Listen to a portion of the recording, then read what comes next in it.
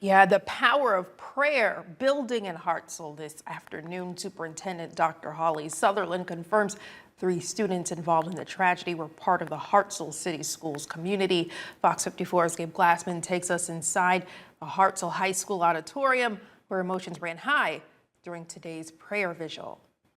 When Hartselle City Schools learned students of their own were involved in this tragedy, planning started immediately of how to bring the community together, and this community in Hartselle coming together, supporting one another in a moment of prayer. I think everybody's doing as good as can be expected and leaning on each other and leaning on their faith and all the prayers that we have received from all over the state.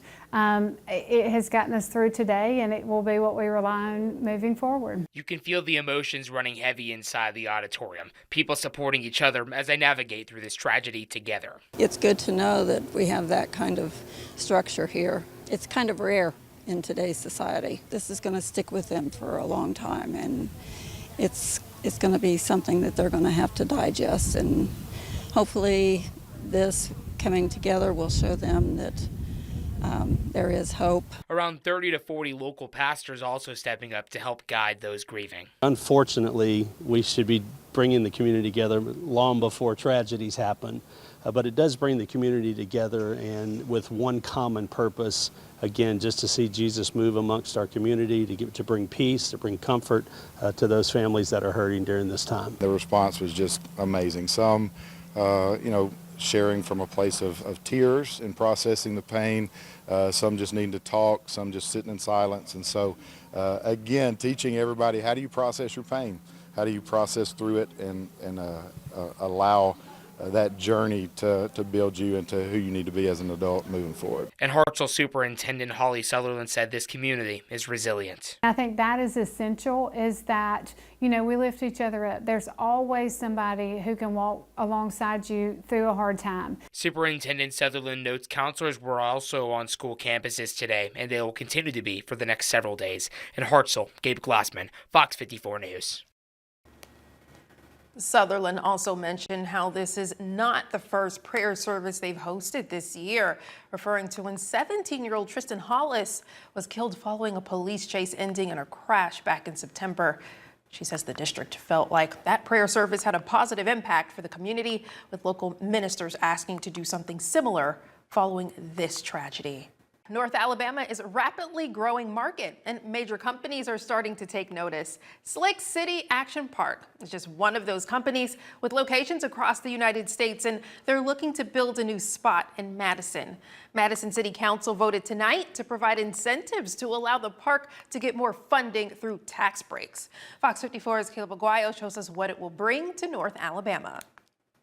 The Madison City Council unanimously approved a development agreement, or a financial package, which will land the city a brand new indoor slide park. The City of Madison will now offer the developer, Velocity Venture Madison LLC, up to $1 million in city incentives to make it happen. Under the terms of the agreement, the city will rebate up to $1 million in taxes over 10 years back to the developer. And the Slick City Action Park facility could take up about 42,000 square feet full of indoor waterless slides. This is going to be a fabulous amenity for our visitors, for our residents, for almost every age group. I know that they mentioned during the presentation that it's geared to kind of teenagers, but I'm looking forward to going down that slide. I'm going to give it a try. It's a venture with a growing track record, with other locations in Tennessee, Colorado, Illinois, Missouri, and Texas, opening their newest location just last year in Brownsburg, Indiana. And it could take an estimated 10 months from the lease signing for the park here in Alabama to open its doors. There's been a lot of growth with the apartments being built and stuff like that, but I think what people are forgetting about is the kids that are moving in with the parents with stuff like Redstone.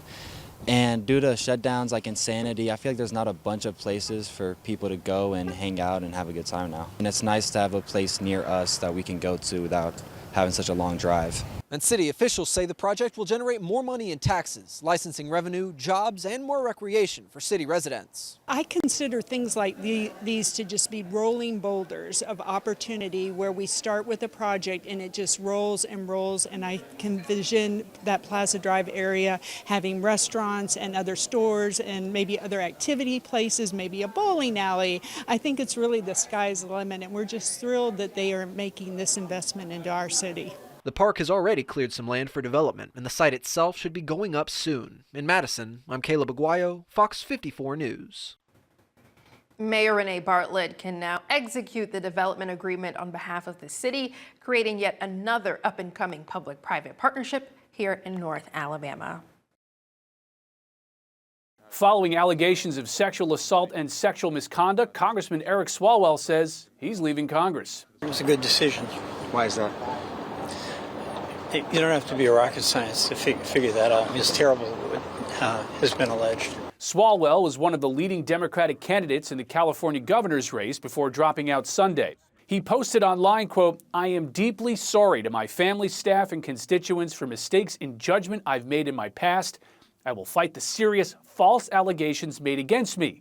However, I must take responsibility and ownership for the mistakes I did make." People who are in positions of power and authority over others need to be held accountable when they take advantage of that position. And frankly, I'm glad that he'll be gone.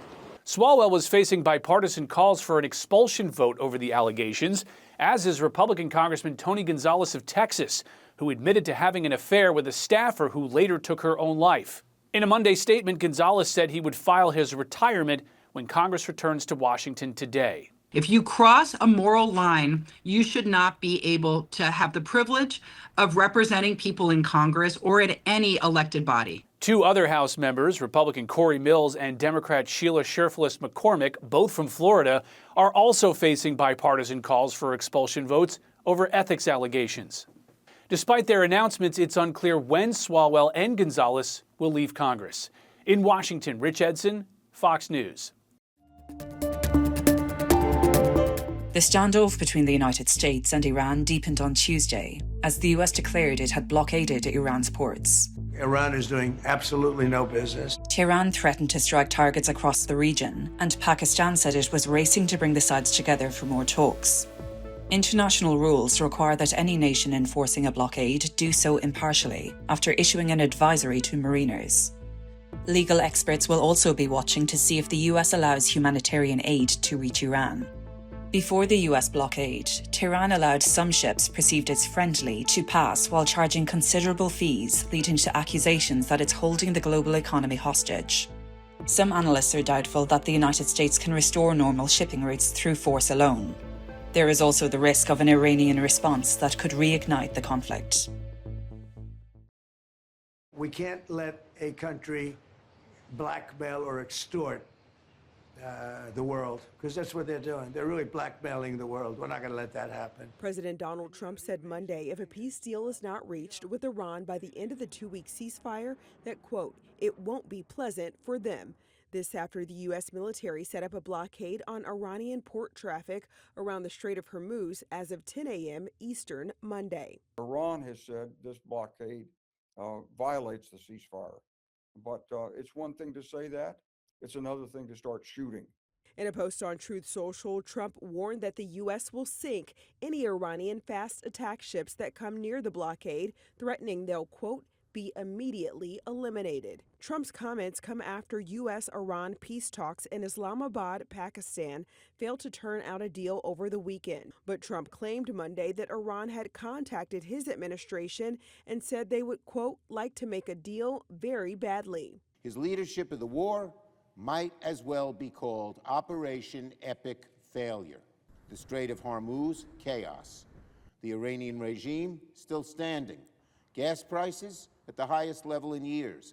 Senate Minority Leader Chuck Schumer said Democrats in the chamber would force a vote this week in an effort to rein in Trump's war powers. I'm Sherelle Hubbard reporting.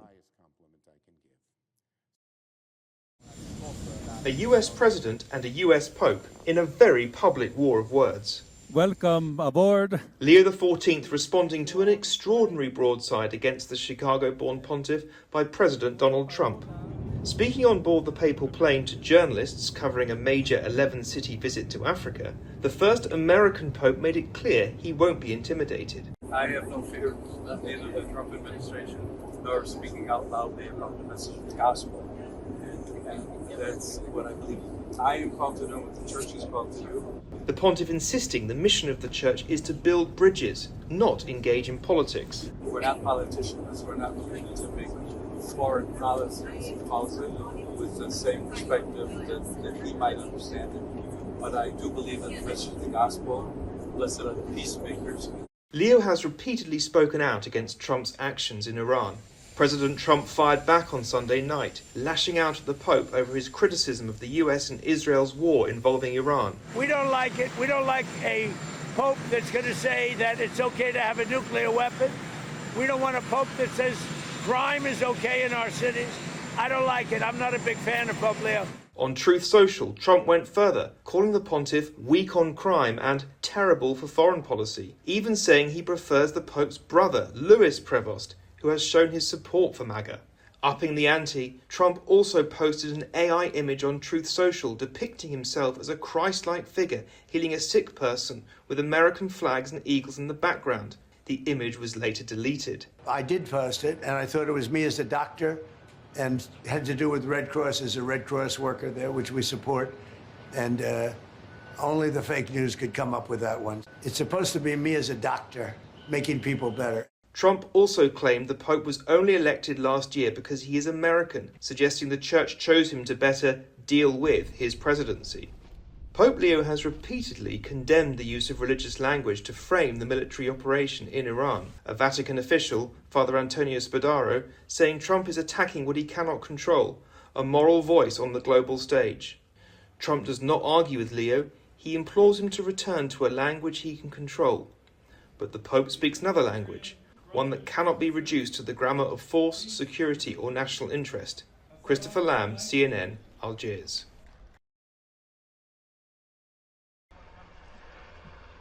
As the Artemis II crew ended their lunar mission and landed safely in the Pacific Ocean, the U.S. Navy was just starting theirs. Recovering the 4 astronauts was a highly coordinated multi-team effort.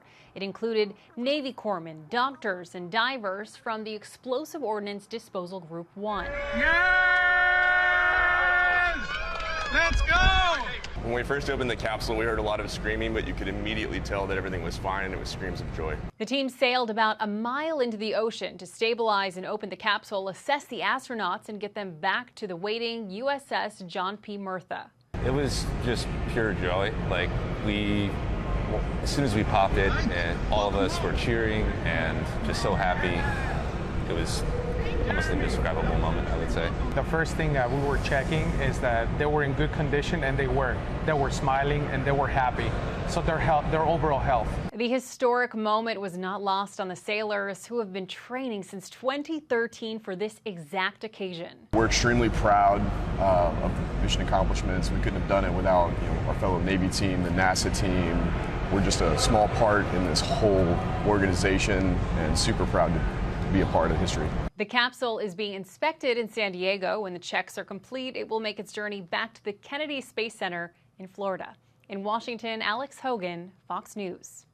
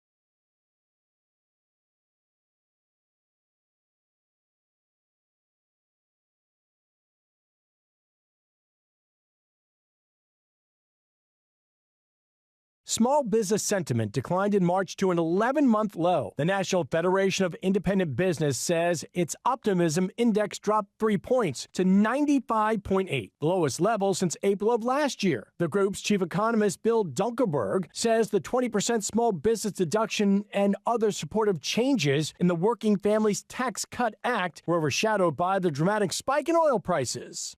Prices at the wholesale level jumped last month, but not as much as expected. The producer price index rose 0.5% from February to March, and for the year ending in March, it was up 4%. Albertson says its sales rose 0.7% in the recent quarter, helped by its pharmacy business. Digital sales, online shopping rose 16%. JP Morgan Chase earnings rose in the recent quarter and topped expectations. CEO Jamie Dimon says the broader economy is in good shape, but a complex set of risks, including geopolitical tensions, high energy prices, and high fiscal deficits, are creating uncertainty. And people are looking for ways to chat with other important figures in their lives, even religious figures, including Jesus Christ and Buddha. One company called Just Like Me offers customers the opportunity to have video calls with AI Jesus for $1.99 per minute. The bot offers words of prayer and encouragement in multiple languages. CJ Papa, Fox News.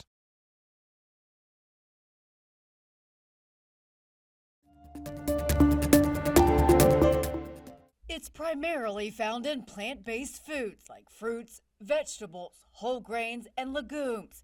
Fiber is known to aid digestion, but it also has a host of other benefits. Fiber provides prebiotics, and prebiotics feed the good gut bacteria in our stomach to help them grow and flourish. Julia Zumpano with Cleveland Clinic says gut health is more important now than ever, and fiber is a key component of that, which is why she calls it the IT nutrient of the year. But if you're going to increase your fiber intake, take it slow to avoid stomach distress. Begin by being mindful about how many plant-based foods you're eating in a day. We usually say try to include 1 to 2 fiber-rich foods with each meal. For breakfast, Zumpano says that could include Greek yogurt with berries topped with nuts and flaxseed, or some eggs with veggies scrambled in. She says a fiber-rich lunch could include a salad or a veggie soup.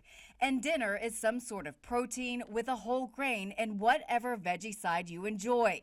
There are fiber supplements that can provide some benefit as well, but Zumpano says it's best to get the nutrient through your diet if possible, because fiber-rich foods can help keep you full, slow down the rate of glucose absorption in the bloodstream, and help to manage weight and cholesterol. There's so many other benefits of fiber, so if you're consistently aiming to meet your fiber needs through your diet, you're only going to maximize those benefits. For Health Minute, I'm Mandy Gaither. I'm Suzanne Stevens in Salt Lake City. Allergy season is already here, and for some people, it feels a lot earlier than normal. I've been taking Claritin, but it's like the earliest I've taken it this year.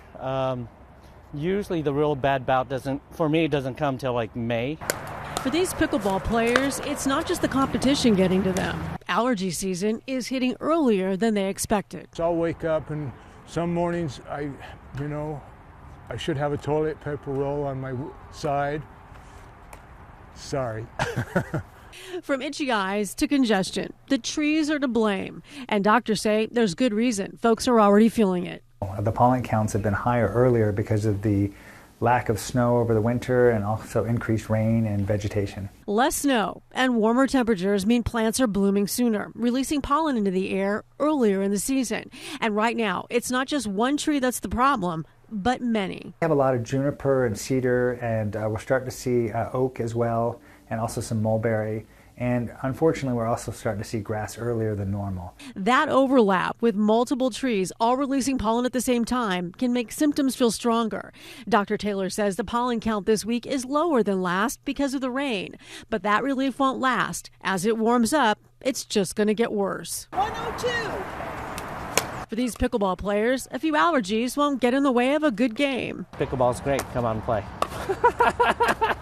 Just maybe, bring your allergy medication with you. While this is just the start of tree pollen season, experts say ash trees are next, meaning for a lot of people, relief isn't coming anytime soon. In Salt Lake City, Suzanne Stevens, Fox 13 News, Utah.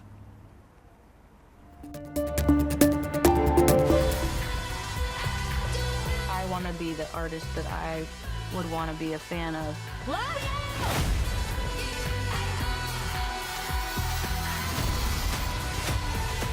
I can't wait to see this. You want to have some fun? Here's a look at the new trailer for Billie Eilish Hit Me Hard and Soft, the tour live in 3D. Eilish and James Cameron co-directed the film, which takes you into the arena and backstage with the 10-time Grammy winner. It's in theaters May 8th. The arena, it's a killing machine. But all machines can be broken. Go out there and make them remember you. The latest trailer for The Hunger Games, Sunrise on the Reaping, set 24 years before the original movie, includes Joseph Zada as Hamish Abernathy, Elle Fanning as Effie Trinket, Kieran Culkin as Caesar Flickerman, and Ralph Fiennes as President Snow. The second quarter quell begins in theaters November 20th. In Hollywood, I'm David Daniel.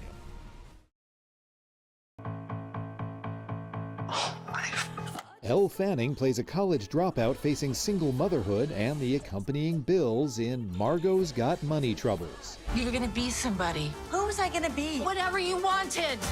You chose to keep me. I ruined your life. You ruined my life. So pretty. In order to earn income for my child, I've been doing some work on the internet. Specifically, an alternate identity on OnlyFans. This is not you. Well, my mom worked at Hooters and my father was a pro wrestler. Tell me what's me. The series is based on a novel that drew in stars Michelle Pfeiffer and Nick Offerman in different ways. It was love at first sight with Cheyenne, and I loved the book. Ruthie Thorpe just wrote this beautiful novel and such colorful, flawed, messy characters. I listened to Elle read the audiobook. That was my introduction to the material, and that was where I first met Jinx. You have no money, you have no plan, and you simulate sex with space aliens. I am the alien. Pfeiffer had high praise for Fanning, with whom she's worked several times. She just gets better. She's always been good. She started out good. But she will never rest on her laurels. She is always striving for greatness. I've got big ideas. I'm happy to guide you along, but the second that you start to do any more of your, sexy things, yeah, I'll just take the baby with me. Okay. In Hollywood, I'm David Daniel.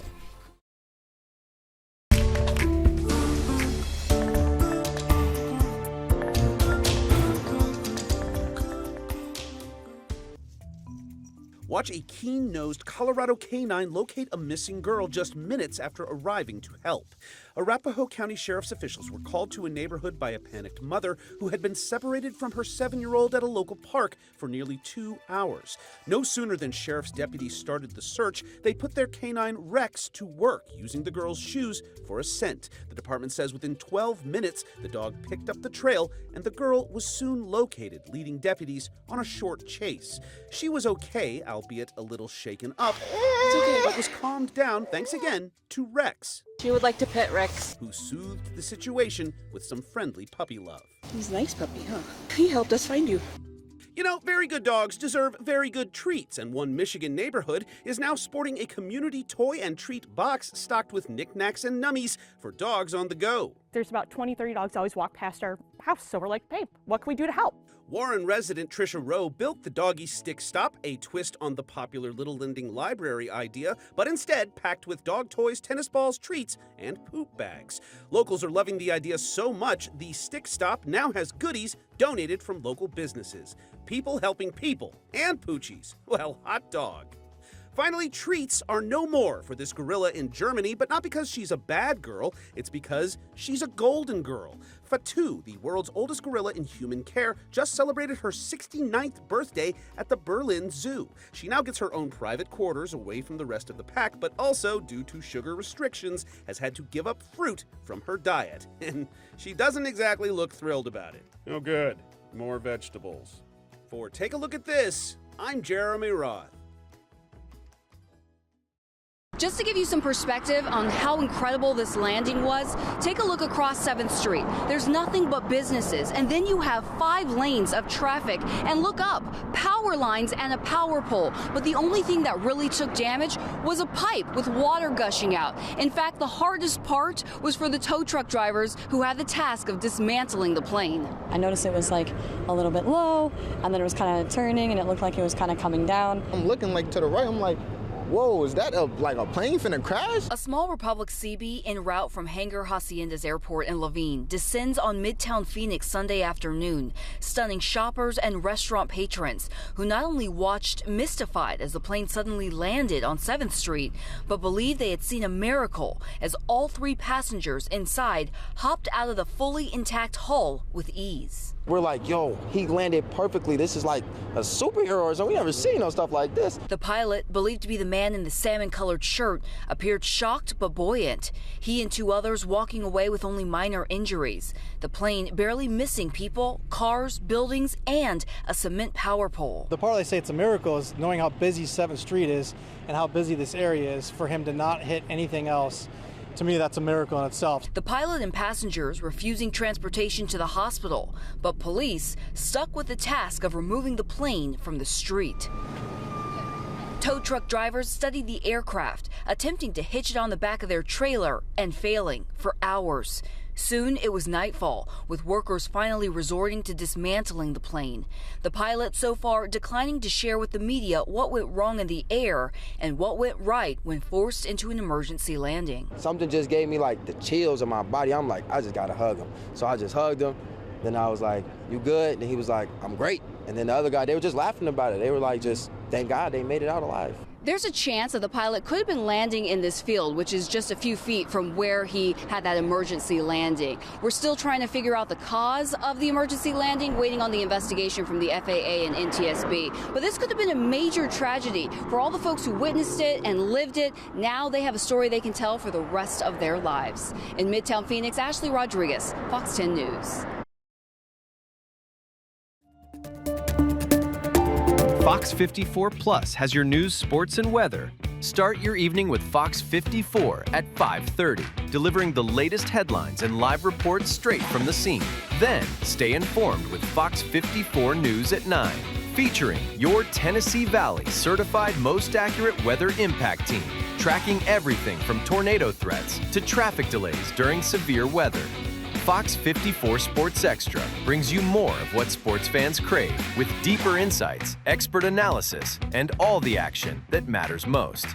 On Fox 54 Plus, you'll also find Alabama politics, plus 24/7 weather radar and real-time forecasts to keep you ahead of the storm. Looking for a quick recap? Don't miss Fox 54 Week in Review, highlighting the biggest stories of the week. Jumpstart your morning with Morning Rush, fast-paced news updates featured with uplifting stories from across the globe. Get your entertainment fix with Getting Real, where we break down movie reviews, top 10 lists, and spotlight the newest film. Die Hard fan? Locked On Sports dives deep into the Crimson Tide, the Tigers, college rivalries, and pro action. True crime warrior style? Killer Cases brings you gripping real-life stories that stick with you. Hungry for more? Cooking with Style serves up mouth-watering recipes that are easy to make and impossible to resist. From movie previews before you head to the theater with Take a Look, to must-know headlines from across the region and around the world with In the News.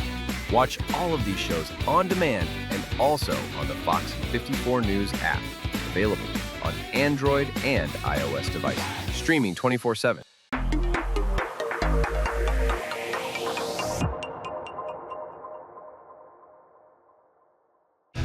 There's more to Fox 54 Plus with the Locked On Podcast Network. From the Tide to the Tigers, from college teams to pro, the Locked On Podcast Network gives you insights and analysis you just can't find anywhere else. These kids, they want to play. But I don't think so. I think it was Chad Baker-Mazzara. Locked On Sports, streaming every day of the week and right here on Fox 54 Plus.